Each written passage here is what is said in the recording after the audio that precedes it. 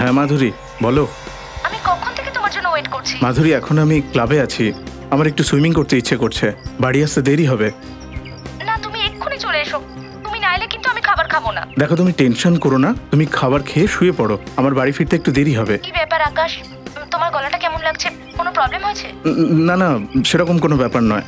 কিছু তো হয়েছে আকাশ। মাধুরী সেরকম কোনো ব্যাপার নয়, তুমি শুধু শুধু টেনশন করছো। না কিছু তো হয়েছে, আমি তোমাকে খুব ভালো করে মাধুরী আমি বললাম তো সেরকম কোনো ব্যাপার নয়, আমি ফোন রাখছি, বাই। এবার একে কি করে বলি?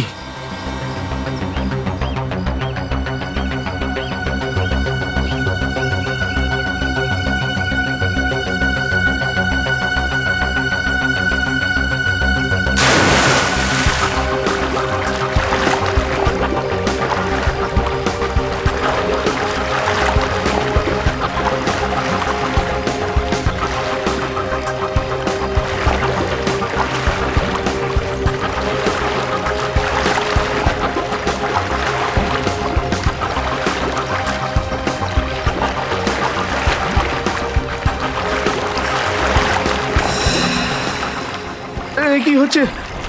হাত পা কাজ করছে না কেন? কেউ আছে? বাঁচাও আমাকে, কেউ আছে?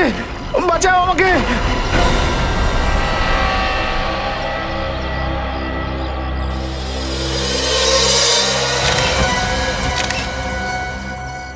এটা কি করে হল? নিজেকে সামলে নিন একটু। আমি তো আগে থেকেই জানতাম স্যার, কোনো না কোনো একটা প্রবলেম নিশ্চয়ই হয়েছে। যদি আমি এখানে একটু আগে আসতাম তো আকাশ বেঁচে থাকতো। কেন বলছেন এটা? স্যার আকাশের মৃত্যুর কিছুক্ষণ আগে আমার সাথে ওর ফোনে কথা হয়েছিল, ওর গলা শুনে মনে হচ্ছিল যে ও কোনো একটা ব্যাপার নিয়ে টেনশনে আছে। আকাশ আপনাকে বলেনি যে ও কি নিয়ে টেনশনে ছিল? না স্যার, আমি ওকে অনেকবার জিজ্ঞাসা করেছিলাম কিন্তু আমাকে কিচ্ছু বলেনি স্যার। ও আর স্যার সব থেকে অদ্ভুত ব্যাপার হলো যে আকাশ কোনো সাধারণ সুইমার ছিল না, ও স্টেট লেভেলের সুইমার ছিল। কি স্টেট লেভেলের সুইমার ছিল এ? হ্যাঁ স্যার, ও অনেক মেডেল জিতেছিল স্যার। স্যার এই জন্য ওনার কাছে কোনো গার্ড ছিল না। তাহলে স্যার এই আকাশ মারা গেল কি করে? আমিও তো সেটাই ভাবছি, এই আকাশ স্টেট লেভেলের সুইমার ছিল, তাহলে জলে ডুবে কি করে মারা গেল? তবে আগে এটা খোঁজ করতে হবে যে টেনশনের কারণটা কি ছিল।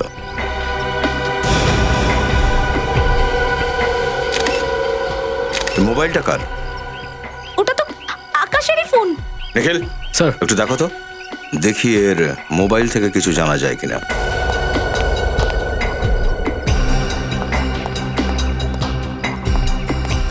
সরে যান। আজ একটা এমএমএস এসেছে। এমএমএস? স্যার কার এমএমএস? একটা আননোন নাম্বার থেকে এমএমএস এসেছে, দেখি একবার।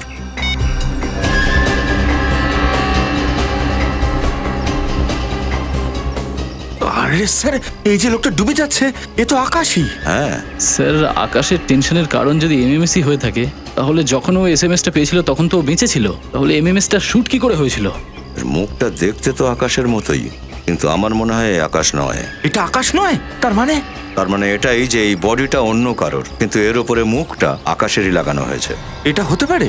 অবশ্যই হতে পারে ফ্রেডি, আজকাল তো টেকনোলজির সাহায্য নিয়ে কি কি হতে পারে সে তুমি ভাবতেই পারবে না। একটা কাজ করো, খোঁজ করো এই নাম্বারটা কার। আচ্ছা আকাশ যখন সুইমিং পুলে এসেছিল তারপরে কেউ কি এখানে এসেছিল? না স্যার, কেউ আসেনি। ঠিক আছে,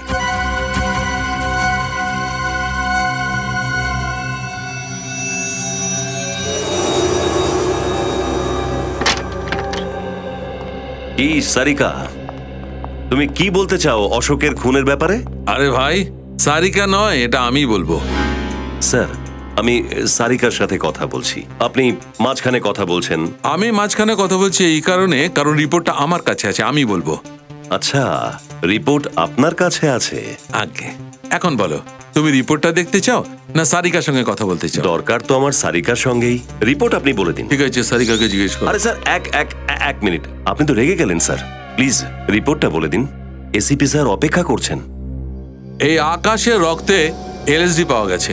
স্যার ওই এলএসডি যেটা একটা ড্রাগ? হ্যাঁ শ্রেয়া, লাইসার্জিক অ্যাসিড ডাইথাইলামাইড, একটা খুব মারাত্মক ধরনের ড্রাগ, যেটা নিলে মানুষ এক ধরনের কাল্পনিক দুনিয়ায় পৌঁছে যায়, হ্যালুসিনেশন হতে থাকে ওর।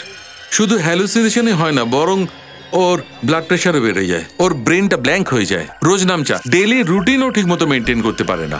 ওর আসলে মাথাতেই ঢোকে না যে আশপাশে ঘটছেটা কি। তার মানে এই ড্রাগটা নেওয়ার পর যদি কেউ সুইমিং করতে যায়, আর সে যত ভালোই সাঁতারু হোক না কেন, ডুবে মরে যাবে। এক্স্যাক্টলি অভিজিৎ, এই কারণে এ ডুবে মারা গেছে।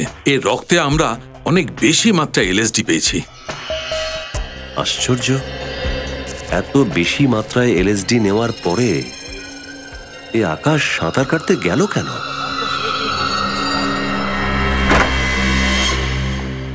আমার মাথায় ঢোকে না যে এই লোকগুলো নেশার চক্করে ফেঁসে যায় কেন। 2 মিনিটের নেশার চক্করের জন্য আকাশ নিজের প্রাণ দিয়ে দিল, আর নিজের পরিবারের ভবিষ্যৎ অন্ধকারে ডুবিয়ে দিল। তার তবুও অভিজিৎ, আমার তো মনে হয় আকাশ ড্রাগস নেয়নি, ওকে ড্রাগস দেওয়া হয়েছে। ওকে দেওয়া হয়েছিল যাতে ও সুইমিং করতে গেলে ও যেন ডুবে মরে যায়। স্যার, এই কাজটা নিশ্চয়ই সেই করেছে যে আকাশের মোবাইলে ওই ভিডিওটা পাঠিয়েছিল। বিনীত, কি জানতে পারলে এমএমএস এর ব্যাপারে? স্যার, নিখিল গেছে মোবাইল কোম্পানিতে খবর নিতে। অভিজিৎ, আমার তো মনে হয় যে এমএমএসটা পাঠিয়েছে আকাশকে, ও শুধু আকাশকে ভয় দেখাতে পাঠায়নি, বরং ও এটা বলতে চেয়েছে যে আকাশ দেখ, আমি তোর সাথে কি করতে পারি। আর ও সেটাই করেছে, ও ওকে ডুবিয়ে মেরেছে। হ্যাঁ নিখিল, ওই নাম্বারের ব্যাপারে জানা গেল? কার নাম্বার ওটা? ওকে, যেটা থেকে আকাশকে ওই এমএমএসটা পাঠানো হয়েছিল তার খোঁজ পাওয়া গেছে। কার নাম্বার ছিল? স্যার, স্মিতা কুমারের নাম্বার। ও এনডি নগরে থাকে। এনডি নগর? অভিজিৎ, তুমি আকাশের বাড়িতে যাও আর খোঁজ নাও কে আকাশকে ড্রাগস দিয়েছিল আর কিভাবে দিয়েছিল। Okay sir. আর আমি আর বিনীত ওই স্মিতা কুমারের বাড়ি যাচ্ছি। স্মিতা কুমার।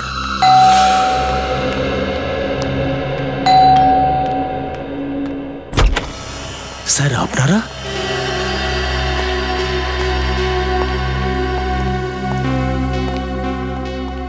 মাধুরী দেবী, আপনি আমাদের বলেননি কেন যে আপনার হাজবেন্ড ড্রাগস নিত, এলএসডি?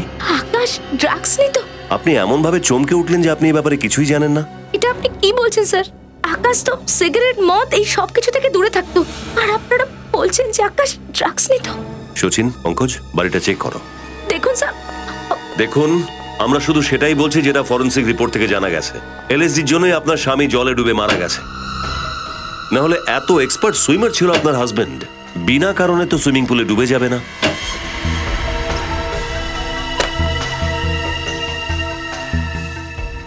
দেখুন স্যার, আকাশ আর আমি 8 বছর ধরে একসঙ্গে আছি। যদি আকাশের ড্রাগস নেওয়ার অভ্যাস থাকতো তো কখনো না কখনো আমি তো জানতেই পারতাম। আর যদি ধরেও নিই যে আকাশ ড্রাগস নিত, তাহলে ও ড্রাগস দিয়ে সুইমিং করতে কেন যাবে?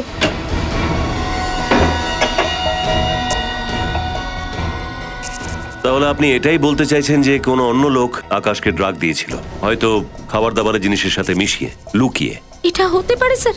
এটা কে করতে পারে? যতদূর আমি জানি স্যার, আকাশের কারোর সঙ্গে কোনো শত্রুতা ছিল না। শত্রুতা তো নিশ্চয়ই ছিল মাধুরী দেবী, না হলে হুমকি দেওয়া এমএমএস কেন আকাশকে পাঠাবে কেউ?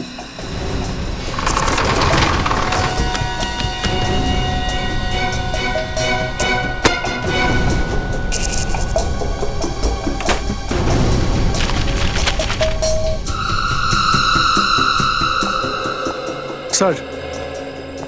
হ্যাঁ সচিন, এ দেখুন স্যার, বাথরুমে কালোনের বোতল পেয়েছি যাতে ক্যাপসুল লুকিয়ে রাখা ছিল। এই দেখুন, মনে হচ্ছে এটাই এলএসডি। তার মানে হলো যে আকাশ লুকিয়ে লুকিয়ে ড্রাগস নিত। আকাশের কোলনের বটলে ড্রাগস, আর এই ব্যাপারে আপনি কিচ্ছু জানতেন না? আপনারা আমাকে সন্দেহ করছেন? ড্রাগগুলো কি করে এলো? এটা তো ডক্টর সুরেশ বলতে পারবেন। ডক্টর সুরেশ? হ্যাঁ স্যার, আকাশের যখনই কোনো প্রবলেম হতো তো ডক্টর সুরেশের কাছে যেত। ডক্টর সুরেশ?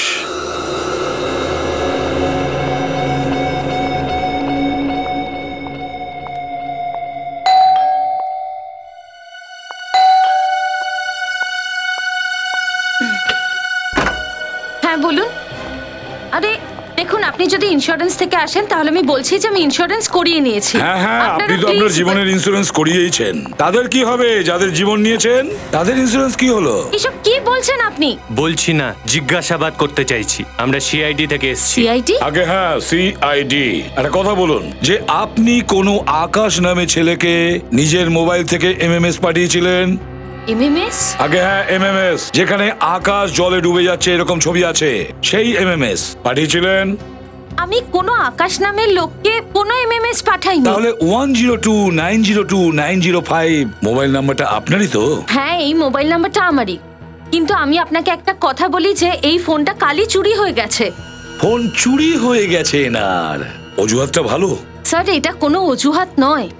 আচ্ছা, আপনি 1 মিনিট দাঁড়ান।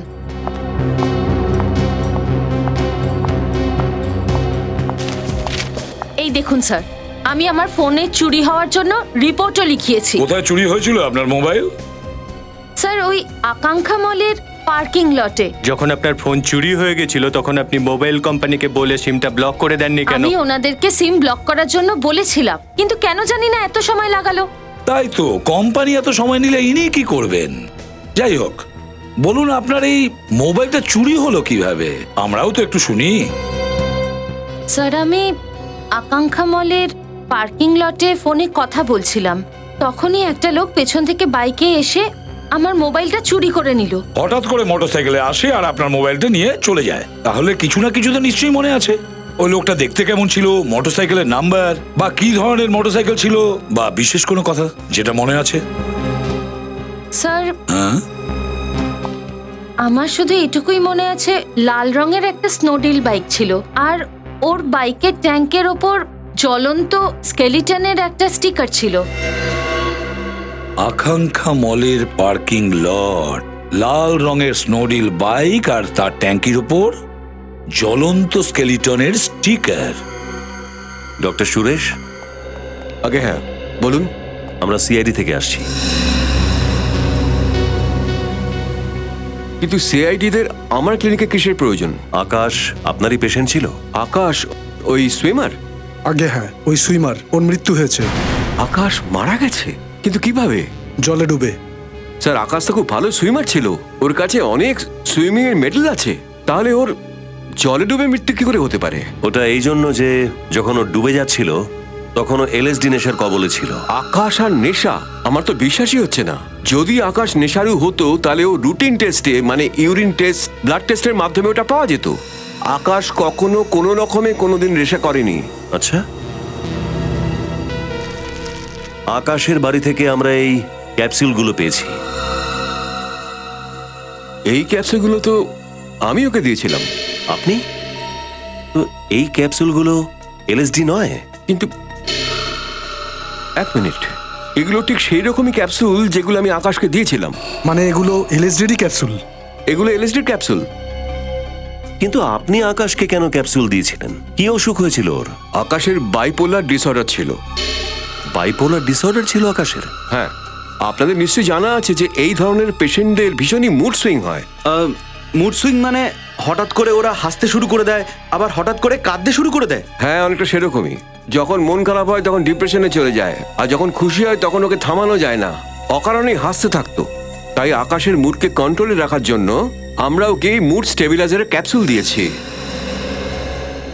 আর কেউ ওই ক্যাপসুলগুলোর জায়গায় এই এলএসডি ক্যাপসুলগুলো রেখে দিয়েছে। আর এই কাজ আকাশের কোনো কাছের লোকই করতে পারে, আর ওর সব থেকে কাছের ওর বউ মাধুরী।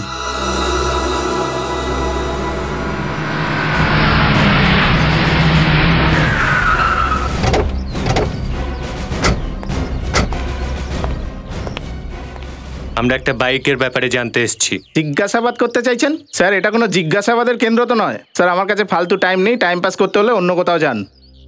সিআইডির নাম শুনেছো কখনো?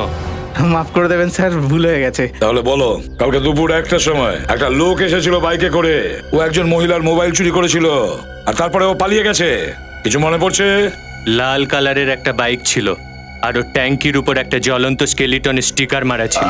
হ্যাঁ স্যার, মনে পড়েছে। স্যার, আমি ওই ম্যাডামের সঙ্গে বাইকওয়ালাকে ধরার চেষ্টা করেছিলাম, কিন্তু স্যার ও পালিয়ে গেল। ওই লোকটার মুখ দেখেছো তুমি? কিছু মনে আছে? স্যার, ও হেলমেট পরেছিল, এই জন্য ওর মুখটা দেখতে পাইনি। ওই বাইকের নাম্বারটা নিশ্চয়ই নোট করেছো? হ্যাঁ স্যার, নাম্বার আছে। তাড়াতাড়ি নিয়ে এসো।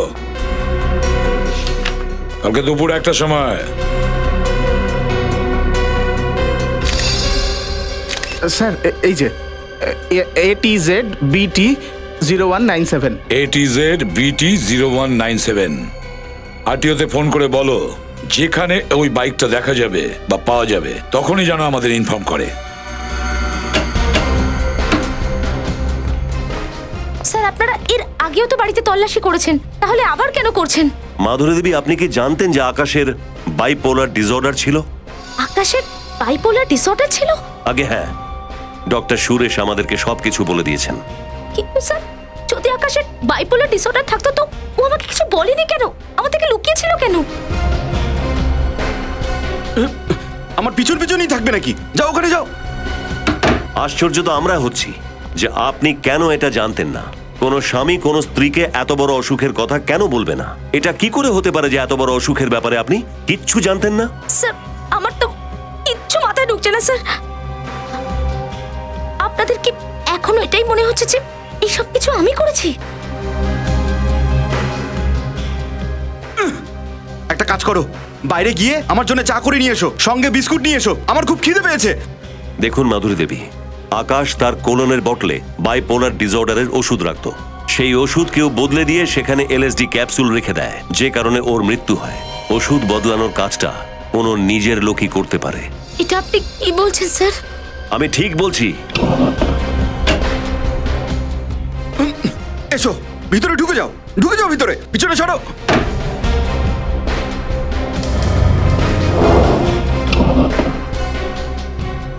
আমি আকাশকে কেন মারবো?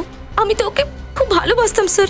আর আপনি বিশ্বাস করুন বা না করুন, আমি তো নিজেকে বোঝাতেই পারছি না যে আকাশ আর আমাদের মধ্যে নেই।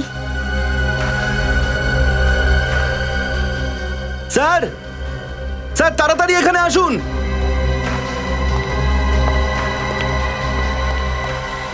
হ্যাঁ পঙ্কজ। স্যার এখানে দেখুন, স্যার এই ঘড়িটার উপর একটা ক্যামেরা লুকিয়ে রাখা রয়েছে। ও, তাহলে এই ক্যামেরাটা সোজা বাথরুমের ওপর নজর রাখছে। হ্যাঁ স্যার, আর এই আকাশ যখন বাথরুমের দরজা খুলে ওষুধ খেতে যেত তখন এই ক্যামেরা ওখান থেকে সব কিছু রেকর্ড করত। আর এই ব্যাপারটারই সুযোগ নিয়ে খুনি ওই ক্যাপসুলের সাথে এলএসডির ক্যাপসুল পাল্টে দিয়েছে, যেটা দেখতে একই রকম ছিল। মাধুরী দেবী, এখন আপনি বলবেন যে এই ক্যামেরার ব্যাপারেও আপনি কিচ্ছু জানতেন না? প্লিজ আমার কথা বিশ্বাস করুন, আমি জানি না স্যার যে এই ক্যামেরাটা এখানে কি করে এলো। তুমি কিছু জানো? না স্যার, এর সম্পর্কে আমি কিচ্ছু জানি না। আচ্ছা পঙ্কজ, ক্যামেরাটা বের করো, দেখি ক্যামেরাটা কোথা থেকে কেনা হয়েছে আর কে কিনেছে।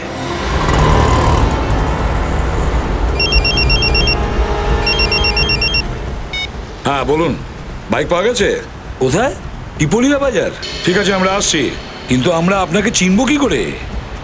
পেস্তা কালারের শার্ট পরেছেন আর কালো প্যান্ট। ওকে বিনীত, গাড়ি ঘোরাও।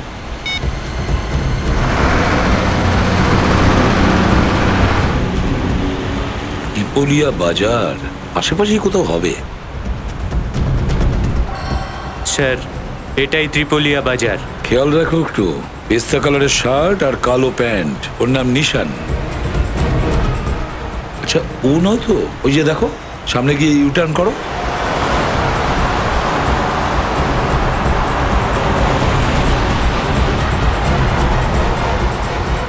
নিশান, আপনার সাথে ফোনে কথা হয়েছিল? হ্যাঁ। কোথায় সেই বাইক? ওই যে স্যার লাল বাইকটা। আর সোসাইটির লোকরা বলছে যে আধ ঘন্টা আগে এটাকে পার্ক করা হয়েছে। এই বাইকের মালিক কে? শৈলেন নামে কোনো একজন লোক। শৈলেন? হ্যাঁ স্যার, গত সপ্তাহে এই বাইকটা চুরি হয়েছে। এক সপ্তাহ আগে বাইক চুরি হয়েছিল। ঠিক আছে ধন্যবাদ, আপনি আসতে পারেন। Good work. Thank you sir. বিনীত ও খুব চালাক। ও বাইক চুরি করেছে, মোবাইল চুরি করেছে, দুজন আলাদা আলাদা লোকের, যাতে ওকে কেউ ধরতে না পারে। হ্যাঁ স্যার। আধ ঘন্টা আগে ও এখানে এসেছিল, তাহলে গেল কোথায়? বেশি দূর যায়নিও। একটু ম্যাপটা বের করো তো, দেখো তো এই বাজারের আশেপাশে কিছু আছে নাকি। আমরা এখন এখানে আছি। একদিকে তো দেখছি পুরো রেসিডেন্সিয়াল এরিয়া, আর ওইদিকে পুরোটা অফিস রয়েছে দেখছি। স্যার এটা আন্দাজ করা খুবই কঠিন যে ওই লোকটা কোথায় গেছে। না আমরা কোথাও যাচ্ছি না ওকে খুঁজতে, আমরা এখানেই দাঁড়াবো আর এখানেই অপেক্ষা করব। ও নিশ্চয়ই আসবে, ওর নিজের বাইক নিতে এখানে আসবে নিশ্চয়ই। এক্সকিউজ মি, আপনি এই ক্যামেরাটা একবার দেখুন তো। আপনি বিক্রি করেছেন? হ্যাঁ স্যার, এটা আমরাই বিক্রি করেছিলাম। আমরা সিআইডি থেকে আসছি, ভেবে চিনতে বলো কাকে বিক্রি করেছো। 1 মিনিট স্যার। হ্যাঁ স্যার, এই ক্যামেরাটা হেমন্ত নামে কাউকে 1 সপ্তাহ আগে বিক্রি করেছিলাম। এই হেমন্তর ঠিকানা আর নাম্বার তোমার কাছে আছে নিশ্চয়ই? না স্যার, ওটা তো নেই। আপনি সিকিউরিটি সিস্টেম বিক্রি করেন আর যে কিনছে তার রেকর্ড আপনার কাছে নেই? আসলে স্যার ওই আচ্ছা এটা বলো, ও পেমেন্ট কিভাবে দিয়েছিল? ক্রেডিট কার্ড নাকি ক্যাশ? স্যার পেমেন্ট তো উনি ক্যাশেই করেছিলেন। ক্যাশ? দেখতে কেমন ছিল? স্যার হ্যাঁ স্যার, একটু একটু মনে পড়ছে। আরে দাদা, আপনি সিকিউরিটি সিস্টেম বিক্রি করেন আর আপনারই কাছে কোনো ক্যামেরাই লাগানো নেই। আপনার উপদেশটা ভালো, আমরা পরে চেষ্টা করব। উপদেশ দিয়ে কি হবে? হেমন্তের যা করার ছিল করে চলে গেছে। পঙ্কজ, হয়ে গেছে? একটা কথা বলো, ওই লোকটা কিভাবে এসেছিল? কারো সঙ্গে এসেছিল, একলা এসেছিল? কি কথা বলছিল এখানে? কারোর সঙ্গে ফোনে কথা বলছিল? কোনো কিছু মনে পড়ছে ওর ব্যাপারে? হ্যাঁ স্যার, ও ফোনে কথা বলছিল। কি কথা বলছিল শুনেছো তুমি? কি বলছিল, কি বেশ বলছিল। ভালো করে মনে করার চেষ্টা করো, মনে করো ও কি বলছিল। হ্যাঁ স্যার মনে পড়েছে, ও ফোনে বলছিল যে আমি ওয়্যার হাউস খুব তাড়াতাড়ি পৌঁছে যাব। কোন ওয়্যার হাউস? এত কিছু তো ও ফোনে বলেনি। একটা কথা তো ঠিক, ওই এমএমএস খুনি কোনো ওয়্যার হাউসকে নিজের আড্ডা বানিয়ে রেখেছে। ওর ব্যাপারে তোমার যেটুকু মনে আছে, যা যা মনে আছে তার স্কেচ তৈরি করো, ব্যুরোতে চলো। স্যার ও যদি বাইকটা নিতে নাই আসে তো? চুরির বাইক হতে পারে, এখানেই ফেলে গেছে। আসবে ও বিনীত, ও নিশ্চয়ই আসবে বাইক নিতে। হ্যাঁ অভিজিৎ, জানা গেছে কোথা থেকে ক্যামেরা কেনা হয়েছে? ক্যামেরা কেনার সময় কোনো ওয়্যার হাউসের কথা বলেছে? কিরকম ওয়্যার হাউস অভিজিৎ? কোন ওয়্যার হাউস জানতে পারলে? নিশ্চয়ই, ওটা আমরা খুঁজে নেব। Good work Abhijit. বিনীত, ওই ম্যাপটা বের করো, দেখো এই বাজারের আশেপাশে কোনো ওয়্যার হাউস আছে কিনা। এই দেখুন স্যার, বাজারের এইদিকে 4টে ওয়্যার হাউস আছে। তাহলে হতে পারে এই খুনি ওই 4টে ওয়্যার হাউসের মধ্যে কোনো জায়গায় বসে আছে। চলো ওয়্যার হাউসে যাই। স্যার যদি আমরা চলে যাওয়ার পর ও বাইক নিতে এখানে আসে তাহলে? এই বাইকওয়ালা যাবে কোথায় পালিয়ে? চলো আগে ওয়্যার হাউসে যাই, খুনিকে আগে দেখি।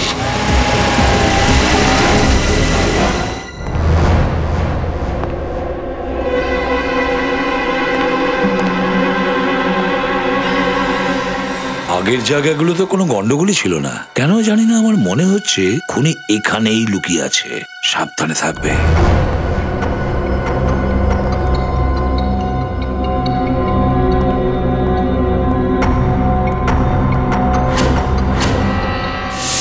এক মিনিট, এই দেখো পায়ের ছাপ।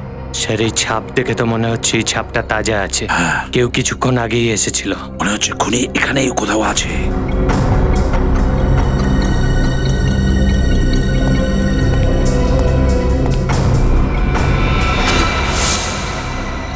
ল্যাপটপ?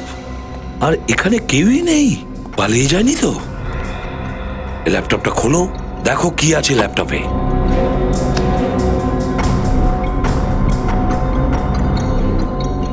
দেখেছো, এইভাবে নজর রেখেছিল ও আকাশের ওপর। এই ক্যামেরাটা কোথায় লাগানো আছে? এই ক্যামেরাটা তো লিফটে লাগানো আছে। কিন্তু আকাশের বিল্ডিং এ তো লিফট ছিলই না। তাহলে এটা কোন জায়গা, কোন বিল্ডিং এর লিফট এটা? স্যার মনে হচ্ছে আকাশ এই বিল্ডিং এ আসা যাওয়া করতো। বা এটাও হতে পারে যে আকাশকে ছাড়া ও অন্য কারোর ওপর ও নজর রাখতো, আর হয়তো ওকে খুন করতে চাইছে। আর সে যেই হোক এই বিল্ডিং এই থাকে। এটা কোন জায়গা হতে পারে? এই দেখো মিনিট, লিফট খুলে গেছে। দেখো লিফটের সামনে বোর্ড লাগানো আছে, আনন্দ মোহন হাউজিং সোসাইটি। তার মানে হলো ওই লোকটা আনন্দমোহন সোসাইটিতে থাকে। আনন্দমোহন সোসাইটি।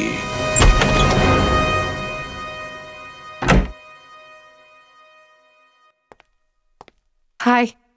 হাই। এমএমএস? এটা আবার কে পাঠালো? আননোন নাম্বার মনে হচ্ছে, দেখা যাক। এটা কি? লিফটের ভেতরে কে যাচ্ছে? আরে এটা আমি নই তো, লিফট তো নিচে যাচ্ছে। এটা তো এই লিফটটাই মনে হচ্ছে। না না না, আমি হতে পারি না। রোহিত, রিল্যাক্স রোহিত, কিচ্ছু হবে না। এখন লিফট আসবে আর তুমি এর ভেতরে যাবে। এই এমএমএসটা শুধুমাত্র একটা মজা, ঠিক আছে? এবার লিফট আসবে আর তুমি ভেতরে যাবে।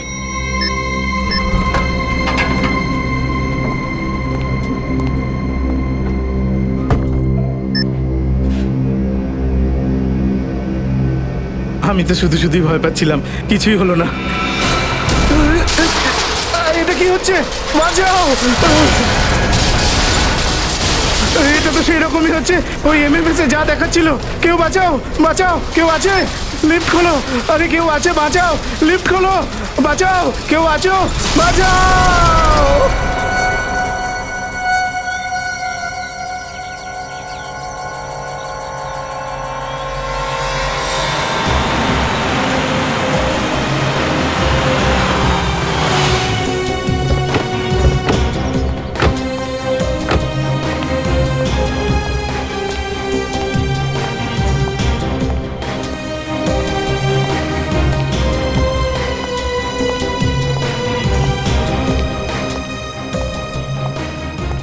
অনেক ভিড় আছে এখানে স্যার। সরে যান, সরে যান, পিছনে সরে যান। কি হয়েছে?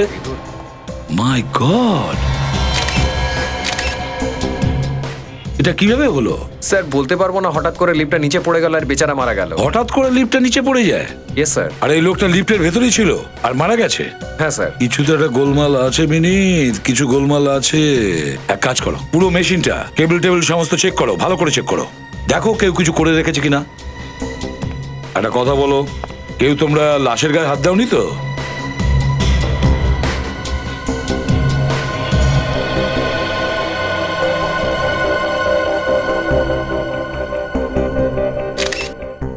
রোহিত কুমার,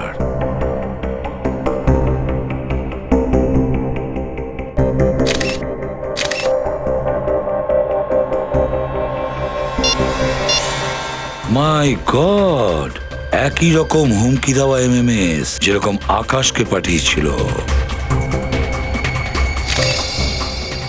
ক্যামেরা, এই রোহিত কুমার এই বিল্ডিং এ থাকতো? স্যার 1203 12 তলায়। এই বিল্ডিং এ? আগে হ্যাঁ স্যার। আচ্ছা একটা কথা বলো, তুমি কোনো অচেনা লোককে এখানে আসতে যেতে দেখেছো? স্যার এখানে তো কেউ আসেনি। একটু মনে করে বলো, যদি কোনো বাইরের লোক এসে থাকে। হ্যাঁ স্যার, ওই লিফট মেকানিক এসেছিল। লিফট ঠিক করতে এসেছিল? Lift mechanic? হ্যাঁ স্যার। ওর কোনো তুমি আইডেন্টিটি কার্ড দেখেছিলে? কোনো কোম্পানির কার্ড ছিল ওর কাছে? হ্যাঁ স্যার, আইডি ভালো করে চেক করেছি। কি নাম ওর? ঋষিকেশ নাম। ও কোনো নাম্বার টাম্বার দিয়েছিল ওদের কোম্পানির বা ওর নিজের নাম্বার? হ্যাঁ স্যার, মোবাইল নাম্বার আছে আমার কাছে। কি নাম্বার বলো?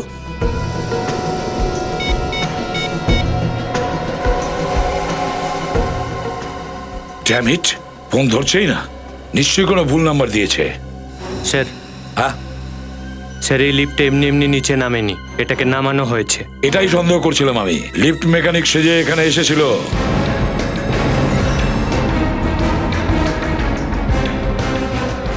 আমি ওকে বিল্ডিং থেকে বাইরে যেতে দেখেছিলাম। বেশ লম্বা করে লোকটা, ওর হাতে টুল বক্স ছিল। ওই এই সমস্ত করেছে, ওই করেছে। এ দেখো, এই যে ও হুমকি দেওয়া এমএমএস ও করেছে রোহিতকে, যেমন ও আকাশকে পাঠিয়েছিল। আর তাছাড়া যে নাম্বার দিয়েছিল, সেল ফোন নাম্বার, সেটাও ও জেনে শুনে ভুল নাম্বার দিয়েছে। একটা কথা বলো, তুমি ওই লিফট মেকানিককে খুব ভালো করে দেখেছিলে? হ্যাঁ স্যার। ওর মুখটা তোমার খুব ভালো করে মনে আছে? ভালো করে?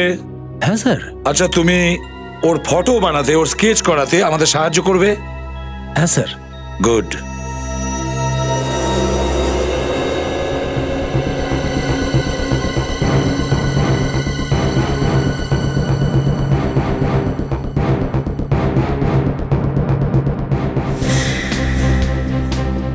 স্কেচ রেডি হয়েছে? স্যার একটা মোটামুটি রেডি, দ্বিতীয়টা রেডি হচ্ছে। একবার স্কেচটা হয়ে যাক স্যার, তারপর জানা যাবে এই দুটো খুন হয়েছিল কি হয়নি। আছে, কানেকশন আছে। প্রথমে রোহিত আর আকাশকে এমএমএস পাঠিয়েছিল, তারপরে এমএমএস দেখার পরে দুজনকে খুন করা হয়। আকাশকে জলে ডুবিয়ে মারা হয় আর রোহিতকে লিফটে। দুজনের খুনে কোনো না কোনো সম্পর্ক নিশ্চয়ই আছে। রোহিত আর আকাশের ব্যাপারে কিছু জানতেই হবে। স্যার, শ্রেয়াকে পাঠিয়েছি, ও ডিটেলস নিয়ে এক্ষুনি আসবে। স্যার, হ্যাঁ, দুটো স্কেচ তৈরি হয়ে গেছে স্যার। স্যার, এই স্কেচটা ইনি বানিয়েছেন আর এই স্কেচটা উনি বানিয়েছেন। অভিজিৎ, তুমি কি মনে করছো এই স্কেচগুলো দেখে?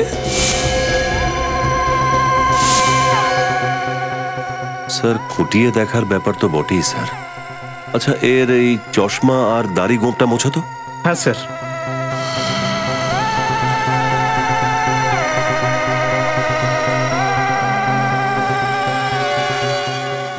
ও, তাহলে এই ব্যাপার। এরা দুজন আলাদা নয়, একই লোক। আর এই লোকটাই দুটো খুন করেছে। বেনেস, আমাদের ক্রিমিনাল রেকর্ডস দেখো, দেখো কিছু জানা যায় কিনা এই লোকটার ব্যাপারে। আপনারা এবার যেতে পারেন। Thank you very much. Okay sir.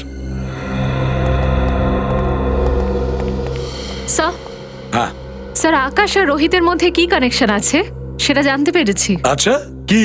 Sir, আকাশ এমবিকে কলেজে পড়তো আর রোহিত স্টেনি কলেজের স্টুডেন্ট ছিল। আকাশ এমবিকে কলেজে পড়তো আর রোহিত স্টেনি কলেজে? Yes sir. স্যার 2005-এ এই দুটো কলেজে নিজেদের থার্ড ইয়ারের স্টুডেন্টদেরকে সিমলা পাঠিয়েছিল একটা সামার ক্যাম্পের জন্য। আকাশ আর রোহিত দুজনেও এই ক্যাম্পেই গেছিল। Shimla summer camp 2005? তাহলে এই ব্যাপার স্যার, এই মৃত্যুর কাহিনীর প্রথম পাতাটা একটা সামার ক্যাম্পে লেখা হয়েছিল সিমলাতে। আর কি জানতে পেরেছো শ্রেয়া এই সামার ক্যাম্পের ব্যাপারে?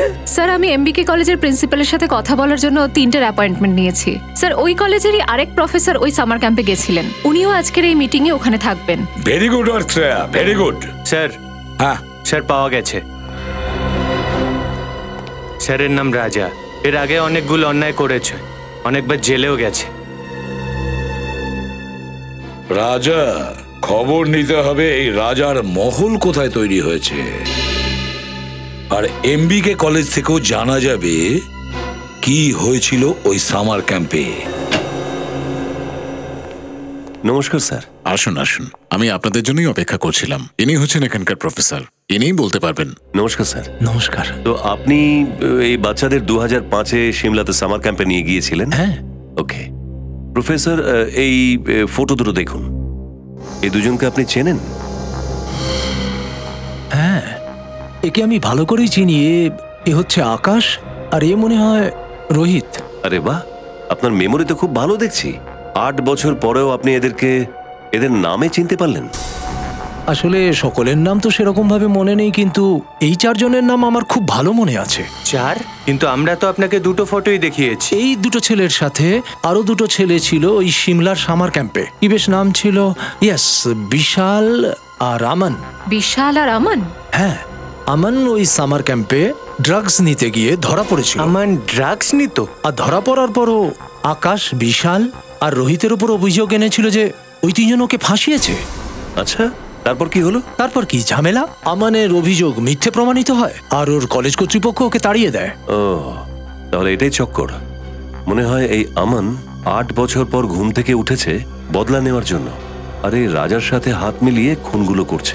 প্রিন্সিপাল স্যার, এই রোহিত আর আমানের ঠিকানা পাওয়া যাবে? নিশ্চয়ই ইন্সপেক্টর সাহেব, অ্যাটেন্ডেন্স রেজিস্টার দেখে আপনাদের বলে দিচ্ছি। প্লিজ একটু তাড়াতাড়ি করবেন, এটা কারো জীবন আর মৃত্যুর প্রশ্ন।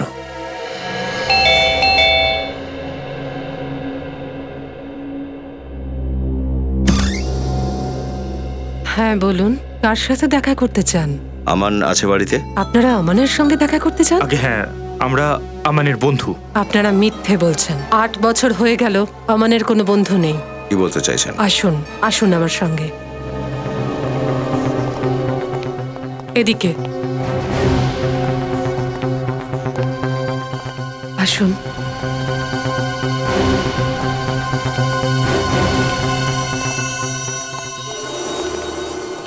এই হলো আমান। এ কি হয়েছে এর?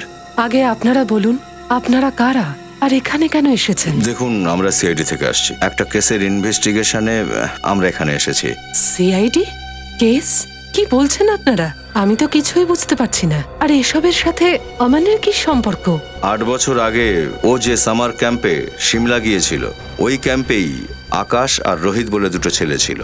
ওদের দুজনকেই খুন করা হয়েছে। আর আপনাদের মনে হয় এই সব খুন আমানই করেছে? ও তো কথা বলতে পারে না, উঠে এক ঘর থেকে অন্য ঘরে যেতেও পারে না। আমি অপেক্ষা করে আছি ওর মুখ থেকে মা ডাক শুনবো বলে, আর আপনাদের মনে হয় আমার ছেলে খুনি? দেখুন, আমরা আপনার কষ্টটা বুঝতে পারছি, কিন্তু আপনি কি এটা বলতে পারেন যে ওর এই অবস্থা কিভাবে হলো? যে সামার ক্যাম্পের কথা বলছেন, সেই সামার ক্যাম্পে আমার ছেলের জন্য অভিশাপ হয়ে দাঁড়ায়।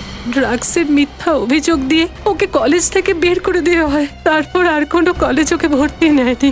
আমার ছেলের উজ্জ্বল ভবিষ্যৎ অন্ধকারে হারিয়ে যায়। তারপর থেকে ওর এই অবস্থা। আচ্ছা, আপনার ছেলে কখনো কি আপনাকে বলেছে যে এই ড্রাগের মিথ্যে বদনাম ওকে কে দিয়েছিল? না, একেবারে চুপ হয়ে যায় ও। এই নীরবতা যেন শেষ হবে না। তাহলে গত 8 বছর ধরে ওর অবস্থা কি এরকমই রয়েছে?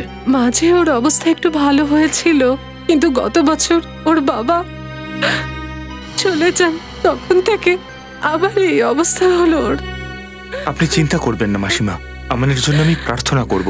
আমান তাড়াতাড়ি ঠিক হয়ে যাবে। আপনারা বসুন, চা নিয়ে আসছি। না না, আপনি এত কষ্ট করবেন না, আমরা আসবো এখন। আর হ্যাঁ, কখনো কোনো রকম সাহায্যের দরকার যদি পড়ে তো একবার আমাদের বলবেন প্লিজ। Thank you. চলো।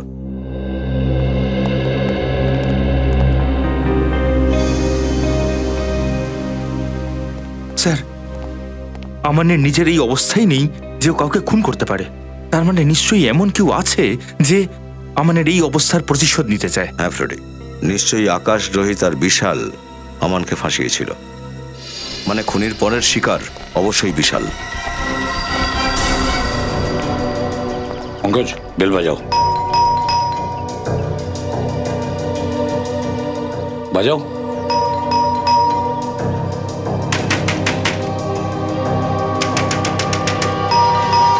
বিশাল! স্যার, এই দরজাটা খুলছে না কেন? কিছু হয়ে যায়নি তো? গ্যাসের গন্ধ বেরোচ্ছে। মাস্ক পরে নাও, মাস্ক পরে নাও। বিনীত। হ্যাঁ স্যার। মাস্টার কি দিয়ে দরজাটা খোলো। পঙ্কজ, দেখো কোথা থেকে গ্যাস বেরোচ্ছে, বন্ধ করো।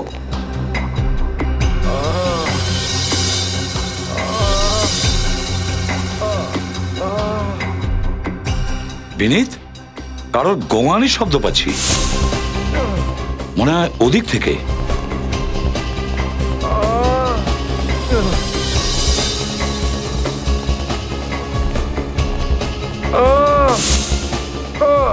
মাই গড!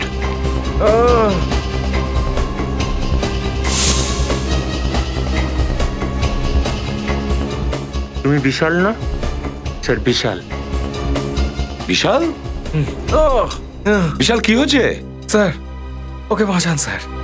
কাকে কাকে বাঁচাতে হবে? হ্যাঁ, আমার উড বি ওয়াইফ প্রিয়াকে। কি হয়েছে প্রিয়ার? ও কোথায়? রাজা কি ওকে নিজের সাথে নিয়ে গেছে। রাজা প্রিয়াকে সঙ্গে নিয়ে গেছে? হ্যাঁ, কিছু জানো ও কোথায় গেছে? স্যার। পঙ্কজ, তুমি একে হসপিটাল নিয়ে যাও, এর অবস্থা ভালো নয়। বিনীত, শ্রেয়াকে ফোন করো, ওকে ডেকে নাও। আমাদের প্রিয়াকে বাঁচাতেই হবে, তাড়াতাড়ি। পঙ্কজ, আমরা যাচ্ছি।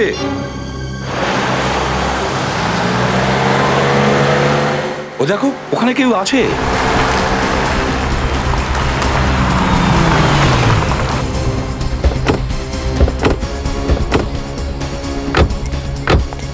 স্যার, এ আবার প্রিয়া নয় তো? প্রিয়া, প্রিয়া ওঠো, ওঠো আস্তে। আমরা সিআইডি থেকে আসছি, তুমি ঠিক আছো তো? হ্যাঁ, আমি ঠিক আছি। এর খেয়াল রাখো।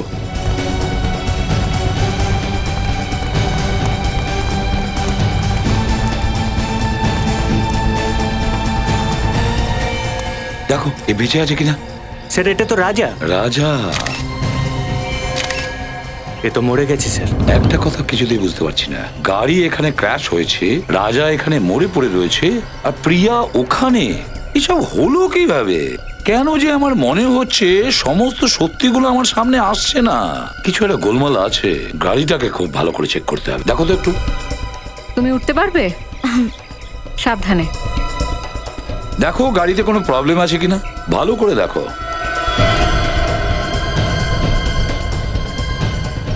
না না, আমি জল নিয়ে আসছি, ঠিক আছে?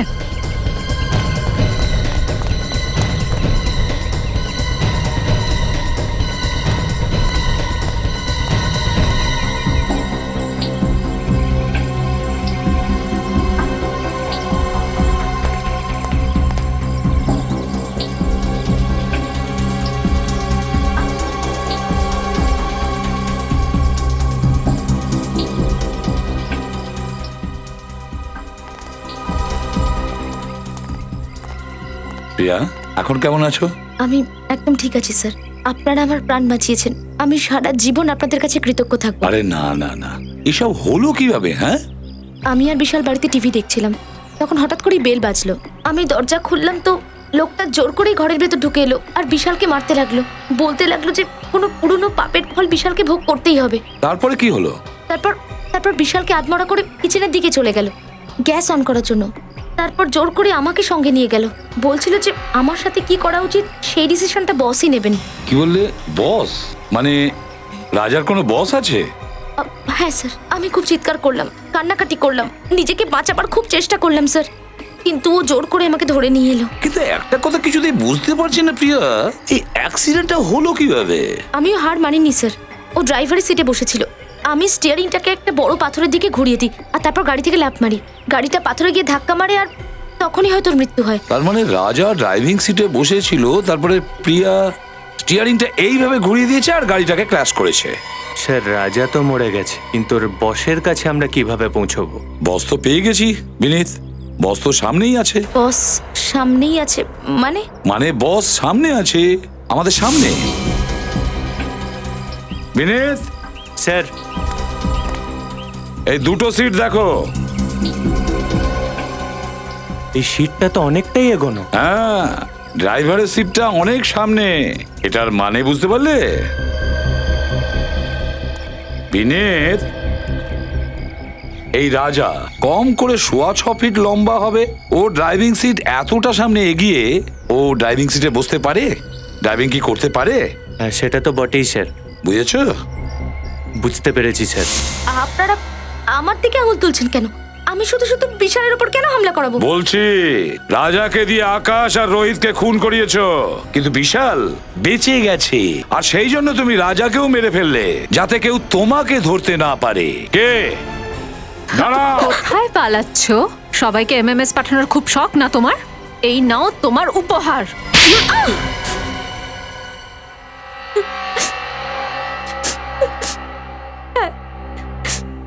আমি আকাশ, রোহিত আর রাজাকে খুন করেছি। বিশালকেও মেরে ফেলতাম যদি আপনারা ওকে না বাঁচাতেন। খুব আফসোস হচ্ছে তাই না যে চতুর্থ খুনটা তুমি করতে পারোনি? কে? বিশালকে মেরে ফেললে আমার প্রতিশোধ কমপ্লিট হতো। কিসের প্রতিশোধ? আমানের প্রতিশোধ। খুব ভালোবাসতাম আমি আমানকে, কত সুন্দর সুন্দর স্বপ্ন দেখেছিলাম আমরা আমাদের ভবিষ্যৎ নিয়ে, কিন্তু ওরা তিনজন আমানের এমন অবস্থা করে দিল, আজ আমার আমান আমাকে চিনতে পর্যন্ত পারে না। ওর এই অবস্থার জন্য ওই তিনজন কি করে দায়ী? 8 বছর আগে সিমলার একটা সামার ক্যাম্পে ওরা তিনজন জোর করে আমানকে মদ খাওয়ায়। আমন তো বেচারা জানতোই না যে ওই মদের মধ্যে ড্রাগস মেশানো ছিল। ড্রাগসের পরিমাণ এত বেশি ছিল যে আমাদের তক্ষুনি আমানকে হসপিটালাইজ করতে হয়। গোটা কলেজে আমানের বদনাম হয় যে আমান ড্রাগস নেয়, ওকে কলেজ থেকে বের করে দেওয়া হয়, অন্য কোথাও অ্যাডমিশন পায় না ও। আর এটা নিয়ে এত গভীর শোক পায় যে আজ পর্যন্ত। তাই ওর এই অবস্থার জন্য প্রতিশোধ নেবে ঠিক করলে? হ্যাঁ, আমি রাজাকে বলেছিলাম ওই তিনজনকে মেরে ফেলতে, এমএমএস পাঠাতে, আর কাজ শেষ হয়ে যাওয়ার পরে আমি নিজেই রাজাকে উপরে পৌঁছে দিই। ওই এমএমএসটা রাজারই ছিল তো, যে ডোবার অভিনয় করেছিল? হ্যাঁ। আমানের সাথে যা যা হয়েছে সেটা সত্যি খুব খারাপ হয়েছে, তার জন্য আফসোস হয়, কিন্তু অপরাধের আগুনকে প্রতিশোধের আগুন নেভাতে পারে না। 3 খুন করেছো তুমি, আর খুনিদের পরিণাম একটাই হয়, ফাঁসির দড়ি।